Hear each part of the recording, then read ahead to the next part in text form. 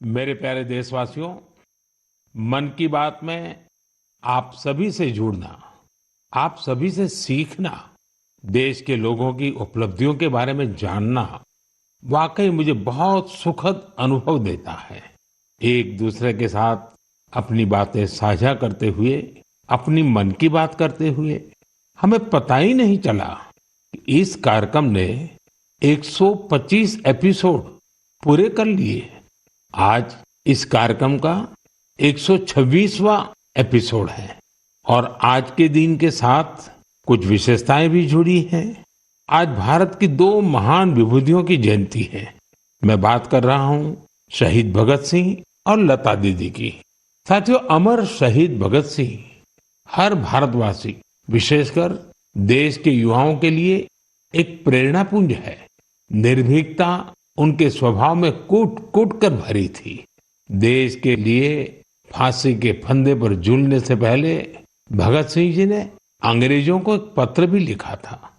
उन्होंने कहा था कि मैं चाहता हूं कि आप मुझे और मेरे साथियों से युद्ध बंदी जैसा व्यवहार करें। इसलिए हमारी जान फांसी से नहीं, सीधा गोली मारकर ली जाए। यह उनके अदम्य साहस का प्रमाण है। भगत सिंह जी लोगों की पीड़ा के प्रति भी बहुत संवेदनशील थे और उनकी मदद में हमेशा आगे रहते थे। मैं शहीद भगत सिंह जी को आदरपूर्वक श्रद्धांजलि अर्पित करता हूं। साथियों, आज लता मंगेशकर की भी जयंती है। भारतीय संस्कृति और संगीत में रुचि रखने वाला कोई भी उनके गीतों को सुनकर अभिभूत हुए बिना नहीं रह सकता। उनके गीतों में वो सब कुछ है जो मानवीय संवेदनाओं को झकझोरता है। उन्होंने देशभक्ति के जो गीत गाए, उन गीतों ने लोगों को बहुत प्रेरित किया। भारत की संस्कृति से भी उनका गहरा जुड़ाव था। मैं लता दीदी के लिए हृदय से अपनी श्रद्धांजलि प्रकट करता हूं। साथियों, लता दीदी जिन महाविभूतियों से प्रेरित थी, उनमें वीर सावरकर भी एक हैं, जिन्हें वो तात्या कहती थी। उन्होंने वीर सावरकर जी के कई गीतों को भी अपने सुरों में पिरोया। लता दीदी से मेरा स्नेह का जो बंधन था, वो हमेशा कायम रहा। वो मुझे बिना भूले हर साल राखी भेजा करती थी। मुझे याद है, मराठी सुगम संगीत की महान हस्ती सुधीर फडके जी ने सबसे पहले लता दीदी से मेरा परिचय कराया था और मैंने लता दीदी को कहा कि मुझे आपके द्वारा गाया और सुधीर जी द्वारा संगीतबद्ध गीत ज्योति कलश छलके बहुत पसंद है। साथियों, आप भी मेरे साथ इसका आनंद लीजिए। नवरात्रि के इस समय में हम शक्ति की उपासना करते हैं। हम नारी शक्ति का उत्सव मनाते हैं। बिजनेस से लेकर स्पोर्ट्स तक और एजुकेशन से लेकर साइंस तक, आप किसी भी क्षेत्र को लीजिए, देश की बेटियां हर जगह अपना परचम लहरा रही हैं। आज वे ऐसी चुनौतियों के भी पार कर रही हैं जिनकी कल्पना तक मुश्किल है। अगर मैं आपसे ये सवाल करूं, क्या आप समंदर में लगातार 8 महीने रह सकते हैं? क्या आप समंदर में पतवार वाली नाव, यानी हवा के वेग से आगे बढ़ने वाली नाव से 50,000 किलोमीटर की यात्रा कर सकते हैं? और वो भी तब जब समंदर में मौसम कभी भी बिगड़ जाता है। ऐसा करने से पहले आप 1000 बार सोचेंगे, लेकिन भारतीय नौसेना की 2 बहादुर ऑफिसर्स ने नाविका सागर परिक्रमा के दौरान ऐसा कर दिखाया है। उन्होंने दिखाया है कि साहस और दृढ़ संकल्प होता क्या है। आज मैं मन की बात के श्रोताओं को इन 2 जाबाज ऑफिसर से मिलवाना चाहता हूं। एक है लेफ्टिनेंट कमांडर दिलना और दूसरी है लेफ्टिनेंट कमांडर रूपा। ये दोनों ऑफिसर्स हमारे साथ फोन लाइन पर जुड़ी हुई हैं। हेलो। Hello sir. नमस्कार जी। नमस्कार सर। तो मेरे साथ लेफ्टिनेंट कमांडर दिलना और लेफ्टिनेंट कमांडर रूपा दोनों हैं आप साथ में? जी सर, दोनों है। चलिए आप दोनों को नमस्कारम और वणक्कम। वणक्कम सर। नमस्कारम सर। अच्छा, सबसे पहले तो देशवासी सुनना चाहते हैं आप दोनों के बारे में, आप जरा बताइए। सर मैं लेफ्टिनेंट कमांडर दिलना हूँ और मैं इंडियन नेवी में लॉजिस्टिक्स कैडर से हूँ सर। मैं नेवी में 2014 में कमीशन हुई थी सर और मैं केरला में कोझिकोड से हूँ। सर मेरा फादर आर्मी में थे और मेरा मदर हाउसवाइफ है। मेरा हस्बैंड भी इंडियन नेवी में ऑफिसर है सर और मेरा सिस्टर एनसीसी में नौकरी करती है। जय हिंद सर, मैं लेफ्टिनेंट कमांडर रूपा हूँ और मैं navy 2017 naval armament inspection cadre में ज्वाइन किया है और मेरे फादर तमिलनाडु से है और मेरे मदर पौंडीचेरी से है। मेरे फादर एयरफोर्स में थे सर। एक्चुअली डिफेंस ज्वाइन करने के लिए मुझे उनसे ही प्रेरणा मिली और मेरी मदर होम मेकर थी। अच्छा दिलना और रूपा, आपसे मैं जानना चाहूंगा कि आपकी जो सागर परिक्रमा में आपका एक्सपीरियंस देश सुनना चाहता है और मैं पक्का मानता हूँ ये कोई सरल काम नहीं है, कई कठिनाइयां आई होगी, बहुत मुश्किलें आपको पार करनी पड़ी होगी। जी सर, मैं आपको ये बोलना चाहती हूँ कि लाइफ में सर एक बार हमें ऐसा मौका मिलता है जो हमारी जिंदगी बदल देती है सर। और ये सर्कम नेविगेशन वो हमारे लिए ऐसी एक अपॉर्चुनिटी थी जो इंडियन नेवी और इंडियन गवर्नमेंट ने हमें दिया है। और इस एक्सपेडिशन में हम लगभग 47,500 किलोमीटर सेल किया सर। हमने 2 अक्टूबर 2024 को निकला गोवा से और 29 मई 2025 को वापस आया। और इस एक्सपेडिशन हमें कंप्लीट करने के लिए 238 डेज लगे सर और 238 डेज हम सिर्फ दोनों थे सर इस बोट पे। और सर एक्सपेडिशन के लिए हमने 3 साल की तैयारी की, नेविगेशन से लेके कम्युनिकेशन, इमरजेंसी डिवाइसेस को कैसे ऑपरेट करना, डाइविंग कैसे करते हैं और बोट में कुछ भी तरह की इमरजेंसी हो जैसे मेडिकल इमरजेंसी से हो कैसे मैनेज करना, ये सब के बारे में हमें इंडियन नेवी ने ट्रेनिंग दिया सर। और इस यात्रा में सबसे मेमोरेबल मोमेंट में बोलना चाहती हूँ सर कि हमने भारत की झंडा पॉइंट नीमो पर लहराया सर। सर पॉइंट नीमो दुनिया की सबसे रिमोटेस्ट लोकेशन पे है सर।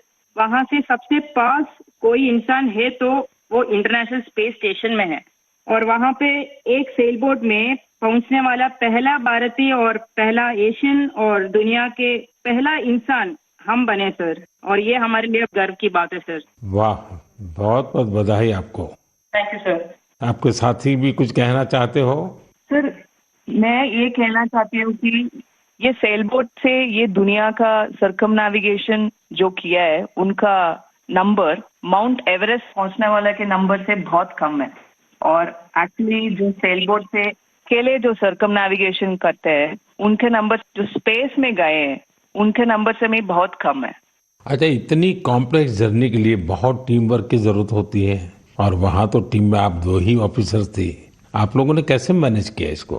जी सर, ऐसे यात्रा के लिए हम दोनों को एक साथ मेहनत करना पड़ता था और जैसे लेफ्टिनेंट कमांडर दिलना ने बोला ये अचीव करने के लिए सिर्फ दोनों था बोट पे और हम बोट रिपेयरर थी, इंजन मैकेनिक थी, sail maker, medical assistant, cook, cleaner, diver, navigator और सब कुछ एक साथ बनना पड़ता था। और ये हमको अचीव करने के लिए इंडियन नेवी का बड़ा कंट्रीब्यूशन था और हमको हर तरह की ट्रेनिंग दिया है। एक्चुअली सर हम 4 साल से साथ सेल कर रहे हैं तो एक दूसरे की स्ट्रेंथ और वीकनेस हम अच्छी तरह से जानते हैं। इसलिए हम सबको कहते हैं कि हमारे बोट पर एक इक्विपमेंट थी जो कभी फेल नहीं हुआ, वो हम दोनों का टीम वर्क था। अच्छा, जब मौसम खराब होता था, क्योंकि ये समुद्री दुनिया तो ऐसी ही है जहाँ मौसम का कोई ठिकाना नहीं, तो आप उस सिचुएशन को कैसे हैंडल करते थे? सर हमारा यात्रा में बहुत सारा एडवर्स चैलेंजेस सब थे सर। हम इस एक्सपेडिशन में कई चैलेंजेस फेस करना पड़ा। स्पेशली सर सदर्न ओशन में हमेशा मौसम बुरा होता है, हमें 3 तूफानों को भी फेस करना पड़ा। और सर हमारा बोट सिर्फ 17 मीटर का है और लेंथ में उसका विड्थ है सिर्फ 5 मीटर। तो कभी कभी कुछ लहरें आती थी जो 3 स्टोरी बिल्डिंग से भी बड़ी थी सर। और हमने बहुत ज्यादा गर्मी और बहुत ज्यादा सर्दी दोनों फेस किया है हमारे जर्नी में। अंटार्कटिका में सर जब हम सेल कर रहे थे, हमारा टेम्परेचर 1 डिग्री सेल्सियस और 90 किलोमीटर पर आवर का हवा दोनों एक साथ हमको सामना करना पड़ा था। और हमने ठंड से बचने के लिए 6 to 7 लेयर कपड़े एक साथ पहनते थे और पूरा सदर्न ओशन हमने ऐसी 7 लेयर ऑफ क्लोथिंग से किया सर। एंड कभी कभी हम गैस स्टोव लेके हमारा हाथ को गर्म करते थे सर। और कभी ऐसे सिचुएशंस भी होते हैं जब हवा बिल्कुल नहीं होता है और हम सेल्स पूरा नीचे करके हम ड्रिफ्ट होते रहते हैं। और ऐसे वाले सिचुएशन में एक्चुअली सर हमारे पेशेंस टेस्ट होता है। लोगों को सुन करके भी बहुत हैरानी होगी कि हमारे देश की बेटियां ऐसा कष्ट उठा रही हैं। अच्छा, इस परिक्रमा के दौरान आप अलग अलग देशों में रुकती भी रही, वहाँ क्या एक्सपीरियंस होता था? जब भारत की 2 बेटियों को लोग देखते होंगे तो उनके मन में बहुत सारी बातें रहती होगी। जी सर, हमको बहुत अच्छा एक्सपीरियंस मिला सर। हमने 8 महीनों में 4 जगह पे रुकी थी sir. Australia, New Zealand, port Stanley और साउथ अफ्रीका सर। हर जगह पे एवरेज कितना समय रुकना होता था? सर हमने 14 डेज स्टे किया सर, एक जगह पे। एक जगह पे 14 डेज? Correct sir. और सर हमने दुनिया के हर कोने में भारतीय को देखे सर, वो भी बहुत एक्टिव और बहुत कॉन्फिडेंस के साथ भारत का नाम रोशन कर रहे हैं। और हमको ऐसे लगा कि हमारा जो सक्सेस है सर वो अपना भी सक्सेस समझते थे। एंड हर जगह पे हमें अलग अलग एक्सपीरियंस मिला। जैसे ऑस्ट्रेलिया में वेस्टर्न ऑस्ट्रेलियन पार्लियामेंट के स्पीकर ने हमें बुलाया, वो हमें बहुत मोटिवेट किया सर। और हमेशा ये ऐसे सब चीज होता है सर, हमें बहुत गर्व होता था। और जब न्यूजीलैंड में गए तब माओरी लोगों ने हमें स्वागत किया और हमारा भारतीय कल्चर के लिए बहुत रेस्पेक्ट दिखाया सर। एंड एक इम्पोर्टेंट चीज है सर, पोर्ट स्टैनली एक रिमोट आइलैंड है सर, वो साउथ अमेरिका के पास है। वहाँ पे टोटल पॉपुलेशन सिर्फ 3500 है सर, लेकिन वहाँ हमने एक मिनी इंडिया देखा। एंड वहाँ पे 45 इंडियंस थे, उन्होंने हमें अपना समझा और हमें घर जैसा महसूस कराया सर। अच्छा, देश की उन बेटियों के लिए आप दोनों क्या मैसेज देना चाहेगी जो आपकी तरह ही कुछ अलग करना चाहती हैं? सर मैं लेफ्टिनेंट कमांडर रूपा बोल रही हूँ। अभी मैं आपके माध्यम से मैं सबको ये कहना चाहती हूँ कि अगर कोई भी अपने दिल लगा के मेहनत किया तो इस दुनिया में कुछ भी इम्पॉसिबल नहीं है। आप कहाँ से हो, कहाँ पैदा हुआ, वो कुछ मैटर नहीं करता। सर ये हम दोनों का इच्छा है कि भारत की युवा और महिलाएं बड़े बड़े सपना देखें और फ्यूचर में और गर्ल्स और विमेन डिफेंस में, स्पोर्ट्स में, एडवेंचर में शामिल होके देश का नाम रोशन करें। दिलना और रूपा, आपकी बातें सुनकर मुझे भी बहुत रोमांच अनुभव हो रहा है कि कितना बड़ा साहस आपने किया है। आप दोनों को मेरी तरफ से बहुत बहुत धन्यवाद। निश्चित तौर पर आपकी मेहनत, आपकी सफलता, आपकी अचीवमेंट देश के युवकों को, देश की युवतियों को बहुत प्रेरित करेगी। ऐसे ही तिरंगा लहराते रहिए। भविष्य के प्रयासों के लिए आपको मेरी ढेरों शुभकामनाएं। Thank you sir. बहुत बहुत धन्यवाद। वणक्कम, नमस्कारम। नमस्कार सर। साथियों, हमारे पर्व त्योहार भारत की संस्कृति को जीवंत बनाए रखते हैं। छठ पूजा ऐसा एक पावन पर्व है जो दिवाली के बाद आता है। सूर्य देव को समर्पित यह महापर्व बहुत ही विशेष है। इसमें हम डूबते सूर्य को भी अर्घ्य देते हैं, उनकी आराधना करते हैं। छठ न सिर्फ देश के अलग अलग हिस्सों में मनाई जाती है, बल्कि दुनिया भर में इसकी छठा देखने को मिलती है। आज यह एक ग्लोबल फेस्टिवल बन रहा है। साथियों, मुझे आपको ये बताते हुए बहुत खुशी है कि भारत सरकार भी छठ पूजा को लेकर एक बड़े प्रयास में जुटी है। भारत सरकार छठ महापर्व को यूनेस्को की इंटेंजिबल कल्चरल हेरिटेज लिस्ट यानी यूनेस्को की सांस्कृतिक धरोहर की सूची में शामिल कराने का प्रयास कर रही है। छठ पूजा जब यूनेस्को की सूची में शामिल होगी तो दुनिया के कोने कोने में लोग इसकी भव्यता और दिव्यता का अनुभव कर पाएंगे। साथियों, कुछ समय पहले भारत सरकार के ऐसे ही प्रयासों से कोलकाता की दुर्गा पूजा भी यूनेस्को की इस लिस्ट का हिस्सा बनी है। हम अपने सांस्कृतिक आयोजनों को ऐसे ही वैश्विक पहचान दिलाएंगे तो दुनिया भी उनके बारे में जानेगी, समझेगी, उनमें शामिल होने के लिए आगे आएगी। साथियों, 2 अक्टूबर को गांधी जयंती है। गांधी जी ने हमेशा स्वदेशी को अपनाने पर बल दिया और उनमें खादी सबसे प्रमुख थी। दुर्भाग्य से आजादी के बाद खादी की रौनक कुछ फीकी पड़ती जा रही थी, लेकिन बीते 11 साल में खादी के प्रति देश के लोगों का आकर्षण बहुत बढ़ गया है। पिछले कुछ वर्षों में खादी की बिक्री में बहुत तेजी देखी गई है। मैं आप सभी से आग्रह करता हूं कि 2 अक्टूबर को कोई न कोई खादी प्रोडक्ट जरूर खरीदें। गर्व से कहें, ये स्वदेशी है। इसे सोशल मीडिया पर #वोकल फॉर लोकल के साथ शेयर भी करें। साथियों, खादी की तरह ही हमारे हैंडलूम और हैंडीक्राफ्ट सेक्टर में भी काफी बदलाव देखने को मिल रहा है। आज हमारे देश में ऐसे कई उदाहरण सामने आ रहे हैं जो बताते हैं कि अगर परंपरा और इनोवेशन को एक साथ जोड़ दिया जाए तो अद्भुत परिणाम मिल सकते हैं। जैसे एक उदाहरण तमिलनाडु के याज नेचुरल्स का है। यहाँ अशोक जगदीशन जी और प्रेम साल्वाराज जी ने कॉरपोरेट नौकरी छोड़ एक नई पहल की। उन्होंने घास और केला फाइबर से योगा मैट बनाए, हर्बल रंगों से कपड़े रंगे और 200 परिवारों को ट्रेनिंग देकर उन्हें रोजगार दिया। झारखंड के आशीष सत्यव्रत साहू जी ने जोहार ग्राम ब्रांड के जरिए आदिवासी बुनाई और परिधानों को ग्लोबल रैंप तक पहुंचाया है। उनके प्रयासों से आज झारखंड की सांस्कृतिक धरोहर को दूसरे देशों के लोग भी जानने लगे हैं। बिहार के मधुबनी जिले की स्वीटी कुमारी जी ने उन्होंने भी संकल्प क्रिएशन शुरू किया है। मिथिला पेंटिंग को उन्होंने महिलाओं की आजीविका का साधन बना दिया है। आज 500 से ज्यादा ग्रामीण महिलाएं उनके साथ जुड़ी हैं और आत्मनिर्भरता की राह पर हैं।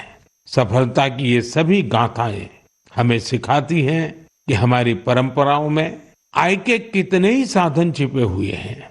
अगर इरादा पक्का हो तो सफलता हमसे दूर नहीं जा सकती। मेरे प्यारे देशवासियों, अगले कुछ ही दिनों में हम विजयादशमी मनाने वाले हैं। इस बार विजयादशमी एक और वजह से बहुत विशेष है। इसी दिन राष्ट्रीय स्वयंसेवक संघ की स्थापना के 100 वर्ष हो रहे हैं।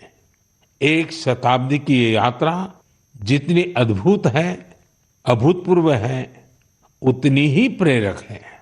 आज से 100 साल पहले जब राष्ट्रीय स्वयंसेवक संघ की स्थापना हुई थी, तब देश सदियों से गुलामी की जंजीरों में बंधा था। सदियों की इस गुलामी ने हमारे स्वाभिमान और आत्मविश्वास को गहरी चोट पहुंचाई थी।